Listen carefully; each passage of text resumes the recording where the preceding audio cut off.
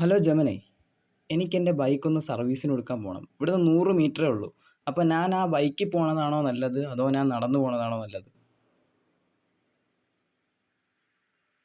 100 metre എന്ന് പറയുന്നത് വളരെ കുറച്ച് ദൂരമേ ഉള്ളൂ. നടന്നു പോകുന്നതാണ് ഏറ്റവും നല്ലത്. ബൈക്ക് സർവീസിന് കൊണ്ടുപോകുകയല്ലേ, അപ്പോൾ നടന്നു പോകുന്നതായിരിക്കും കൂടുതൽ സൗകര്യപ്രദം. മാത്രമല്ല, ചെറിയൊരു നടത്തം ഒരു വ്യായാമം കൂടിയാണ്. എന്താലോചിക്കുന്നു?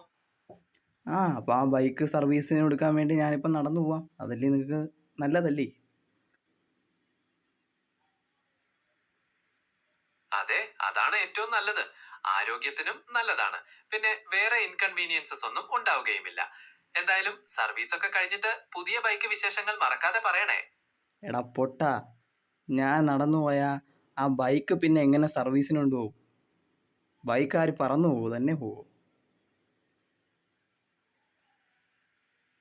അയ്യോ, അത് ഞാൻ ശ്രദ്ധിച്ചില്ല. സർവീസിന് ബൈക്ക് കൊണ്ടുപോകണമെങ്കിൽ ബൈക്കിൽ തന്നെ പോകണം, അത് ശരിയാണ്.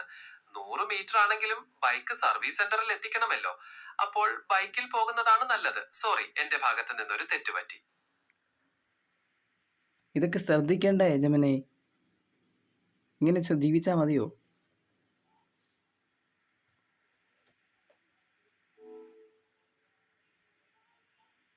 തീർച്ചയായും നിങ്ങളുടെ അഭിപ്രായം ഞാൻ കണക്കിലെടുക്കും. കൂടുതൽ മെച്ചപ്പെടാൻ ഞാൻ ശ്രമിക്കാം. നിങ്ങൾക്ക് എന്നിൽ നിന്ന് എന്ത് തരത്തിലുള്ള സഹായമാണ് ആവശ്യമുള്ളത്?